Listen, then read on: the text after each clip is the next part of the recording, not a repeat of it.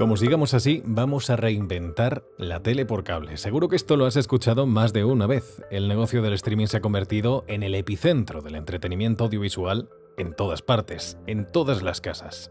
Llega el fin de semana y te tienes que pegar con tus amigos por la última serie. Te toca bloquear palabras en redes sociales para evitar los spoilers y casi vivir pegado a una decena de plataformas para poder estar al día y no quedarte en fuera de juego. Hoy plataformas como Netflix, Disney Plus o Amazon Prime Video no solo lideran el mercado, sino que redibujan las reglas del juego en producción, distribución y consumo de contenido. Pero siguen surgiendo voces detractoras. ¿Estamos en la peor época para el cine? ¿Cómo va a influir, o más bien cómo está influyendo ya la inteligencia artificial? ¿Cuáles son los objetivos de las plataformas para 2025? ¿Vas a poder ver el fútbol en Netflix o en otra plataforma? Porque las licencias deportivas mueven muchísimo dinero que todos se quieren llevar, pero tienen sus riesgos. Y la que más te va a preocupar, ¿van a subir los precios o vamos a tener que acostumbrarnos a los planes con publicidad? Hoy analizamos lo que le espera al negocio del streaming junto a los titulares destacados de la semana. Soy Rafa Fortes y te doy los buenos días con Extra Bits, el podcast de Business Insider España. Extra Bits es un podcast de contenido divulgativo en el que te acercamos una dosis de actualidad junto a nuestra selección de noticias de la semana. El streaming de 2025 vendrá con más cambios. Eso lo tenemos todos claro.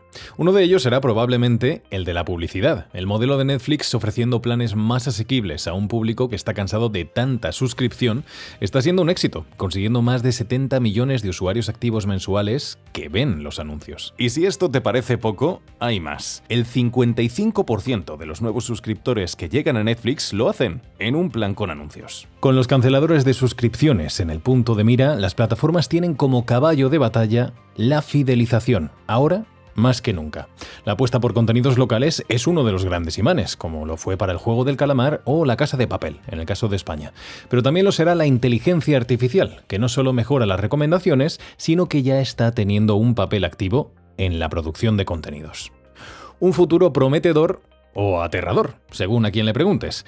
Y en este terreno nos acompaña por segunda vez en Extra Bits Elena Neira, colaboradora de Business Insider, especialista en los nuevos modelos de distribución audiovisual y una autora de referencia en esta industria. Y yo la verdad es que estoy encantadísimo de volver a tenerte por aquí, Elena. Bienvenida. ¿Qué tal? Muchas gracias. Feliz de repetir.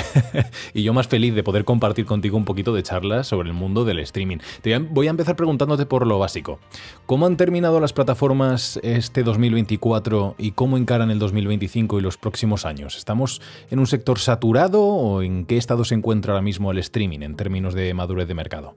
Pues fíjate, yo te diría que 2023 fue el año de esa gran corrección del streaming, ¿no? Que provocó ese trimestre horrible de Netflix el año anterior en el que había perdido suscriptores y por tanto de repente estas compañías que siempre hayan hecho apología de que jamás vamos a tener publicidad porque queremos que la experiencia sea lo más satisfactoria y lo más fluida posible, a partir de ahí se cambió completamente el registro, Wall Street empezó a mirarse con lupa las cuentas de resultados y entonces básicamente las vías para obtener beneficios pues eran vías tremendamente impopulares, ¿no?, entre los usuarios, como restringir las cuentas compartidas o los planes con publicidad, que en el fondo es una manera de conseguir aumentar los ingresos medios por cada uno de sus suscriptores.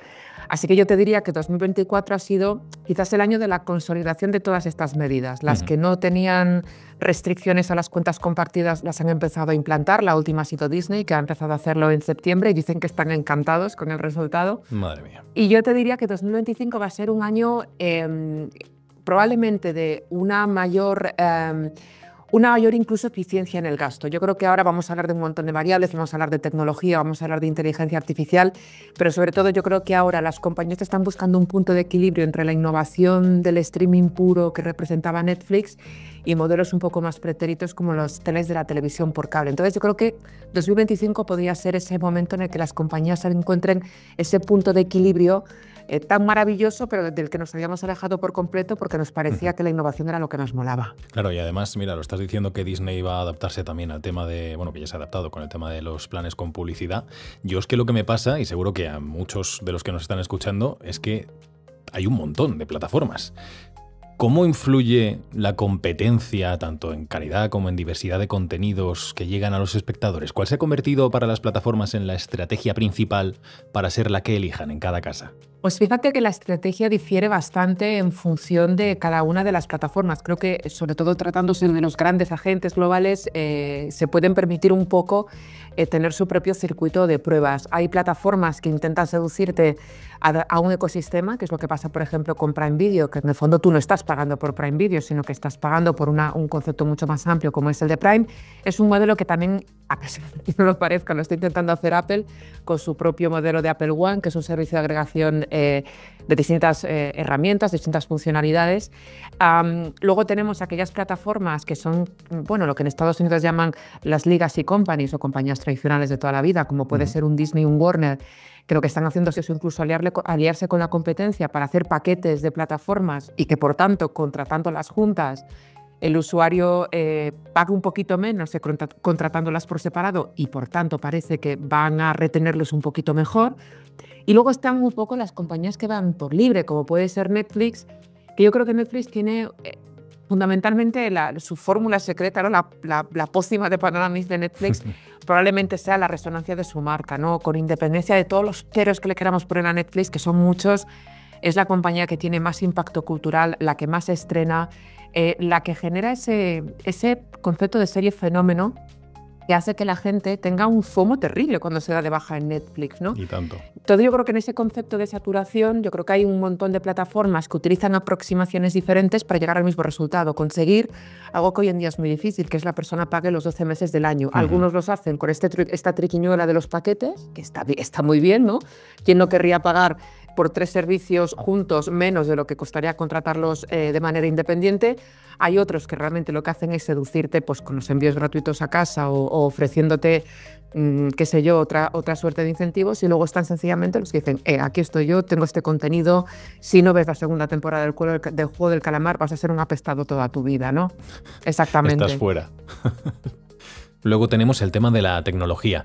Los algoritmos, bueno, no son nada nuevo en el desarrollo de las plataformas para retener a los espectadores, pero con el desarrollo de la inteligencia artificial se está convirtiendo cada vez más en un factor crucial en la personalización y la producción de contenido. ¿Cómo crees que puede transformar esta tecnología aún más el mercado? ¿Vamos a ver contenidos creados, bueno, como parece que pasa a veces en la música, a cuentagotas, en un laboratorio, por lo que dicen nuestros datos de uso? Voy a reformularte la pregunta y te voy a decir cómo puede transformar y te voy a decir cómo está transformando. Cómo está transformando la inteligencia artificial. Más que cómo la va a transformar. Mientras estamos grabando este podcast, cómo está transformando la industria creativa y en realidad el streaming quizás es una de las compañías que mejor puede ver ventajas en la aplicación práctica de estos nuevos recursos a su propia fórmula de explotación de negocio. Es verdad que Netflix es como el elefante en la habitación porque es la compañía que tradicionalmente ha dedicado más esfuerzos a desarrollar esta vía, pero poco a poco el resto de las compañías también lo están aplicando.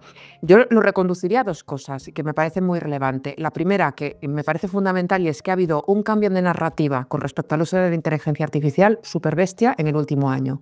El año pasado, que estábamos con las huelgas, todo el mundo decía esto nos va a quitar el trabajo, y casi había cierto desprecio hacia aquellas compañías que decían que utilizaban la inteligencia artificial, y poco a poco, a medida que han ido pasando los meses, nos hemos encontrado con unas compañías que no tienen ningún tipo de reparo en decir que usan inteligencia artificial. Lo ha hecho, mira, recientemente Prime Video, por ejemplo, publicaba un post en su área de prensa en la que decían: estas son todas las formas en las que la inteligencia artificial nos está ayudando a mejorar la experiencia de usuario en nuestra plataforma de vídeo.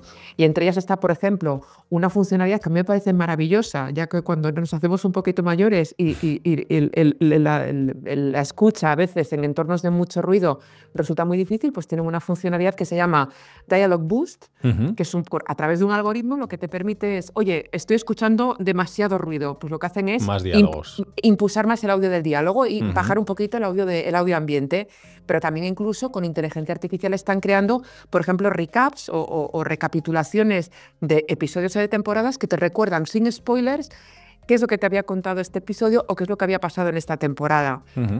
Eso es la parte más estructural y de funcionalidad, y yo creo que la gente siente como menos intrusiva, porque al final lo que estás haciendo es conseguir que la plataforma funcione mejor, tenga una mejor experiencia de usuario, pero también todo hay que decirlo, se está haciendo a costa de cargarse puestos de trabajo de personas, porque este trabajo antes estaba en manos de personas. O sea que por una parte yo creo que el cambio de la narrativa es fundamental, y luego por otra parte el hecho de que se ha superado también el miedo a la experimentación. Quizás lo que se está viendo con una mayor claridad es que es verdad que de momento la inteligencia artificial no puede crear de cero una idea, es decir, tú le puedes pedir muchísimas cosas a ChatGPT, pero probablemente el producto final no vaya a ser óptimo, pero en términos de ayudarte, de superar el miedo a la página en blanco, de mejorarte líneas de diálogo, de a partir de una descripción generarte una línea de diálogo que a lo mejor no sea particularmente relevante, en eso la inteligencia artificial está siendo particularmente valiosa.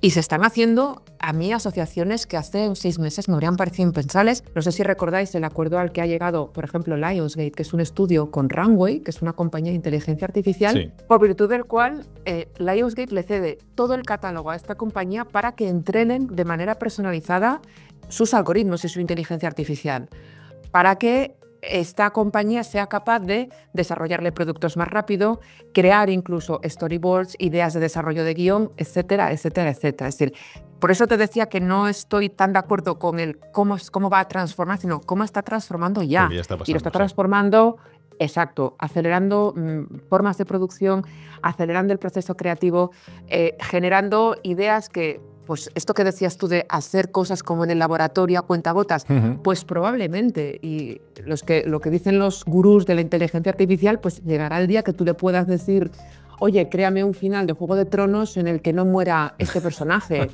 o vuelve a hacerme, dale continuidad a Breaking Bad. Esto yo creo que llegará y terminará sucediendo en el momento en el que la inteligencia sea capaz de perfeccionar un poquito la parte de intérpretes sintéticos y de voces sintéticas. Claro, y lo peor de todo es que seguramente funcione, porque al final estará basado en los datos que recogen de nosotros, que es lo que más nos gusta y lo que más nos interesa. Sí, yo creo que solo un apunte. Yo creo que aquí la variable interesante y el elemento fundamental será comprobar, porque creo que todavía no lo sabemos, es cómo de permeable es el usuario final a consumir un contenido y a verse satisfecho por él cuando sepa que lo ha generado una inteligencia artificial. Porque todo el mundo dice, bueno, es que la gente, cuando ve un contenido que ponga impulsado por inteligencia artificial, va a sentir rechazo porque va a saber que eso no es fruto de un proceso creativo humano. ¿Seguro? ¿Esto lo tenemos claro? No lo sé. Yo no lo tengo nada claro, la verdad. Yo no lo tengo nada claro. En mi opinión sé cuál es, pero yo creo que al tiempo, y el tiempo nos acostumbrará a todos, al fin y al cabo. Te decía al principio que si seguimos así, con el tema de los anuncios, la publicidad en las plataformas, parece que vamos a reinventar un poco la tele por cable. Porque ya tenemos plataformas, como decía, que tienen estos planes y están triunfando. Me comentabas antes, de hecho, que Disney estaban contentos con los resultados. ¿Van a seguir el resto de plataformas la estela de Netflix y Disney con el tema de los anuncios en las plataformas? Indudablemente. Si se fuese el gordo de la lotería, lo compraba yo ahora mismo. Sí, indudablemente. Yo creo que a mí una de las cosas que me pareció también tremendamente sorprendente viniendo de un CEO, que normalmente los CEOs no se suelen prodigar en declaraciones así un tanto incendiarias, pues el CEO de Disney en la pasada presentación de resultados dijo, sí, nosotros vamos a elevar los precios de las tarifas sin anuncios porque nuestra intención no es que la gente las pague, nuestra intención es que la gente pague la tarifa más barata con anuncios. Es curioso. Esa es la lógica de las plataformas, es decir, al final lo que están haciendo es crear una suerte de... como la estrategia bélica de la pinza, por una parte restringo las cuentas compartidas para que tengas que darte de alta como usuario, por otra parte te subo el precio de las tarifas sin anuncios, pero donde creo la pinza es te pongo delante de los morros una tarifa con anuncios más barata para que te quedes dentro del ecosistema. Entonces, el tema de la publicidad yo creo que sobre todo va a recibir un impulso definitivo en el momento en el que, y creo que todavía no estamos ahí, los anunciantes, los grandes anunciantes, hay muchos anunciantes que ya se lo creen, pero los grandes anunciantes que no se creen la publicidad en streaming se la empiezan a creer de verdad. En el momento en el que los grandes presupuestos lleguen a las plataformas de streaming, el potencial de crecimiento va a ser increíble. De hecho, quizás, en realidad es que, si lo pensamos bien, es lo que ha pasado con la televisión, ¿no? Sí. La televisión ha seguido acaparando los grandes presupuestos publicitarios porque hay una fe inquebrantable de los anunciantes en que la manera de llegar al público está en la televisión. Y sí que es verdad que, según lo que nos dice Kantar, el español medio sigue consumiendo una cantidad indecente de televisión lineal. Pero en el momento en el que se sepan ver las ventajas de emplazar publicidad en una plataforma de streaming, en términos de afinidad, de cómo llegas a la gente específica, una gente a la que tú quieres llegar en función de sus preferencias, yo creo que ahí puede haber una revolución de modelo de negocio absolutamente apabullante. Sí, además con la precisión que tiene precisamente por el contenido que están consumiendo, Exacto, más que en la propia tele. Una de las grandes minas de oro para el streaming, entiendo que es el contenido deportivo. ¿Crees que va a seguir creciendo esta tendencia en las plataformas o cómo de importante va a ser para diferenciarse en el mercado tener estas licencias deportivas? Fíjate, yo te comentaba que el 2023 fue el año de la corrección, este año está siendo el año de la consolidación, pero también de la experimentación. Creo que el espectador está siendo educado en un nuevo modelo de televisión por Internet, que ya no está única y exclusivamente ceñida a los formatos clásicos de ficción o ficción, pero en cualquier caso contenidos para ser vistos bajo demanda, sino que progresivamente está empezando a incorporar contenidos típicamente pensados para la televisión lineal, como pueden ser los deportes o como pueden ser espectáculos como Operación Triunfo. Sí. Yo creo que de aquí tenemos, yo creo que un hándicap fundamentalmente, o dos, si me apuras. Creo que es un contenido muy importante para las plataformas porque quieren llegar al mayor número de segmentos de audiencia dentro del hogar. Es decir, tú decías antes, ¿quieren las plataformas de streaming convertirse en la televisión por cable o están convirtiéndose en la nueva televisión por cable? Sí, indudablemente, quieren ser lo más diversas y lo más transversales posibles, pero tienen probablemente dos limitaciones. El primero, el costo de los derechos deportivos. Eso sigue siendo un elemento crucial porque las plataformas también viven en gran medida de comprar catálogo, de producir contenido original. Si tú tienes un contenido deportivo que no deja de ser un contenido de nicho, amplio, pero de nicho, porque únicamente se orienta a un segmento muy específico, sacrificar ese volumen de presupuesto en un contenido deportivo puede ser un problema. Y luego otro elemento, es un elemento tecnológico. Las plataformas están pensadas para tener muchos consumos de manera simultánea, pero no un consumo simultáneamente masivo como el de la televisión. Es decir, no está pensada para que una persona vea una Super Bowl simultáneamente. Las veces que Netflix o que otras plataformas se han montado un evento en directo con cierto atractivo, han tumbado la plataforma. Claro, el pico porque de espectadores. La plataforma, exactamente. Entonces yo creo que en lo tecnológico, por eso digo que creo que esta madurez del contenido deportivo en el streaming todavía va a estar un poco verde hasta que no se solventen estas dos incógnitas. Por una parte, el tema del coste de los derechos y por otra parte, el problema tecnológico. Es decir, contenido bajo demanda, claro, el que tú quieras, pero las plataformas de streaming no son YouTube. Es decir, hay un tema de solvencia tecnológica que creo que es lo que está provocando que las plataformas experimenten, pero en una pequeña escala, no con grandes competiciones deportivas. Voy a ir terminando con uno de tus artículos que hemos podido leer en Business Insider, el de los canceladores en serie, que son usuarios que no dudan en cancelar la suscripción, pues como decías antes, en cuanto se les termina la serie que les interesa. ¿Cómo afrontan esta amenaza las plataformas? Y entiendo que, por lo que comentabas antes, una parte es con la publicidad. Sí, la publicidad es una de ellas. Lo que pasa es que la publicidad también está empezando a mostrar su lado oscuro, si me lo permites. Ajá. Porque ya está empezando a haber algunos estudios que indican un dato muy preocupante, y es que la gente ve bastante menos contenido en los planes con publicidad. Es decir, el consumo compulsivo típico de una plataforma como Netflix sin anuncios es muy evidente porque no hay fricción al consumo. Es decir, tú puedes verlo de un tirón, no tienes pausas, no tienes interrupciones y tú te modelas el consumo. En el momento en el que tú empiezas a meter pausas publicitarias, de alguna manera cada X tiempo estás echando a la persona del visionado y eso está empezando a provocar, y esto es lo que aseguran varios estudios, que la gente vea, pero estamos hablando de entre un 40 y un 60% menos de contenido por sesión. Wow. Claro. Eso, es decir, se suscriben, pero ven menos contenido de seguido. Y eso es un problema, exactamente. Es un problema porque está afectando lo que es la kriptonita de una plataforma, que es la falta de engagement.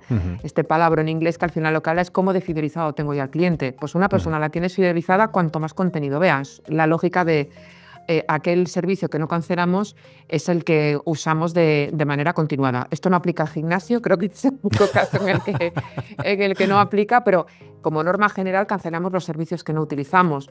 Entonces, yo creo que las plataformas, sobre todo, lo que se han dado cuenta es de que tener fidelizado al cliente los 12 meses del año es muy complicado, fundamentalmente porque el usuario se ha vuelto muy hábil a la hora de darse cuenta de que no necesita pagar una plataforma y de que las plataformas son easy in, easy out. Es decir, yo me puedo dar de baja mañana, pero cuando me vuelva a dar de alta, el sistema me va a reconocer, va a saber lo que yo estaba viendo, va a saber lo que ya he visto y no hay ningún problema. No tengo por qué estar suscrito a todas. Entonces, un poco, digamos, es una estrategia muy inteligente por parte de los usuarios de decir, oye, me quiero ver las series de todas estas plataformas y lo puedo hacer sin necesidad de tenerlas contratadas todos los meses del año.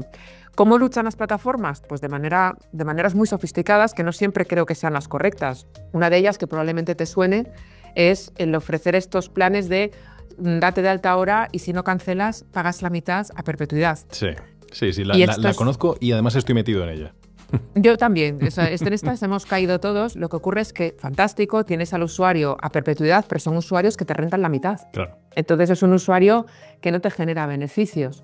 Eso, por una parte, pues bueno, puede ser interesante. Era interesante cuando en el streaming lo que valía era cuántos suscriptores tenían, pero son suscriptores que te rentan menos, por lo tanto se van a reflejar peor en tu cuenta de resultados.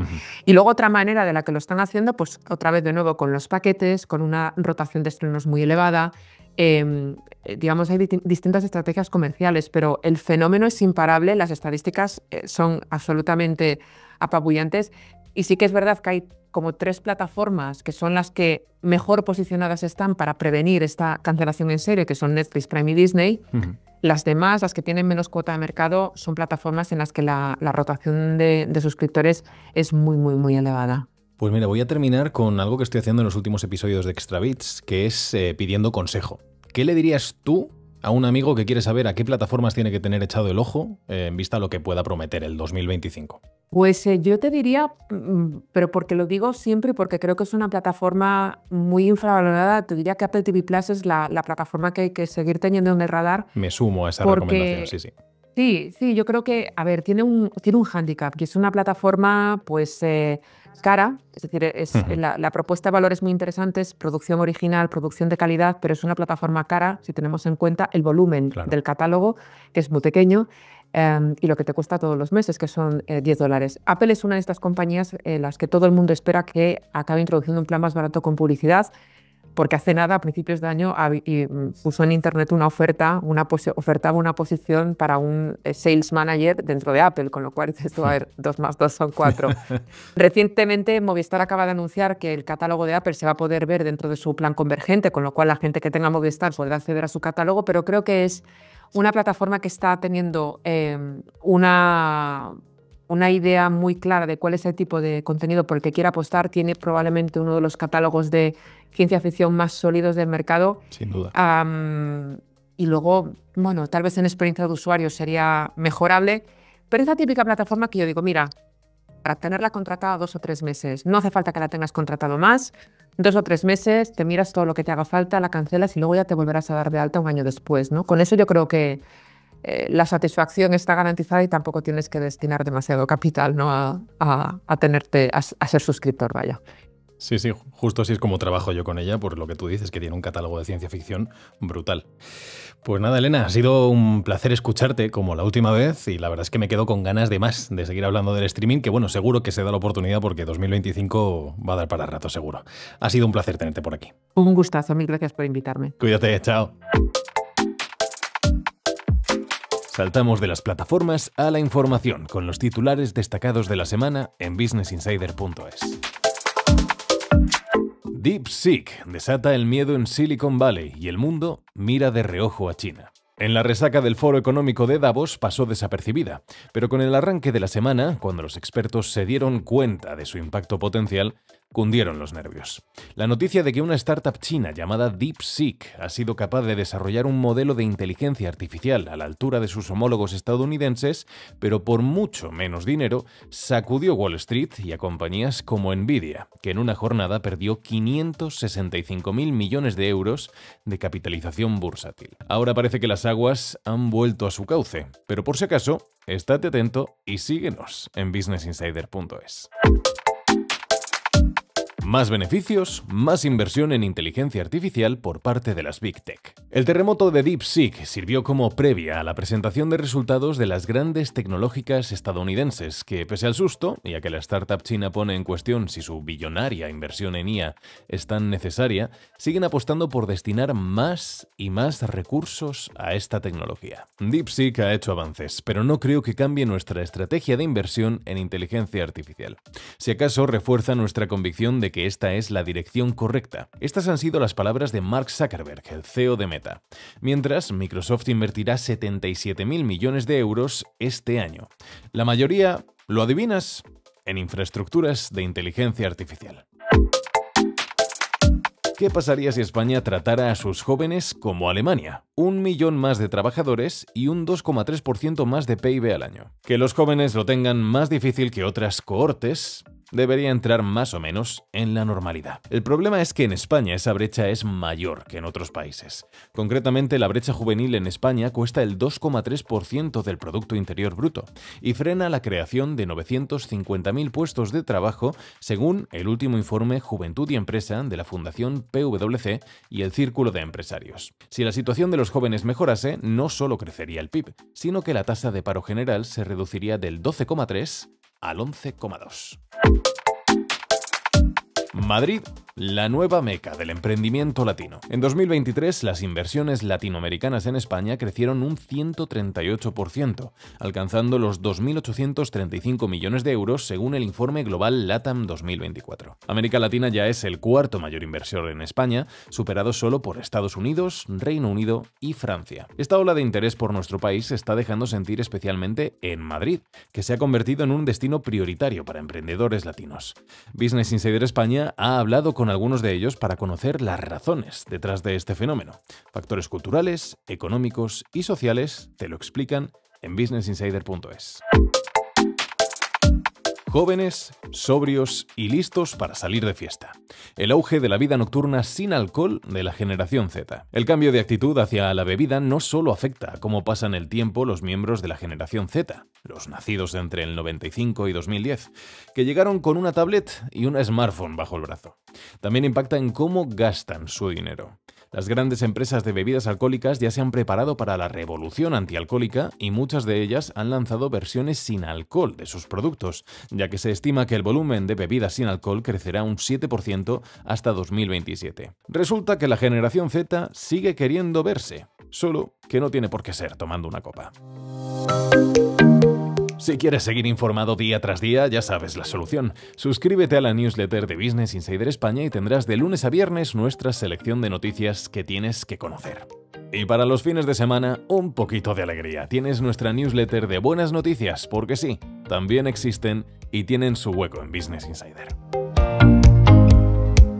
Hoy te vas con la lección aprendida sobre las plataformas de streaming y lo que nos espera en 2025 y el futuro de esta tecnología. Te llevas los titulares destacados de la semana con toda la información importante y solamente te queda un último paso: entrar en businessinsider.es a completar todo esto. Yo te espero aquí la semana que viene. ¡Chao!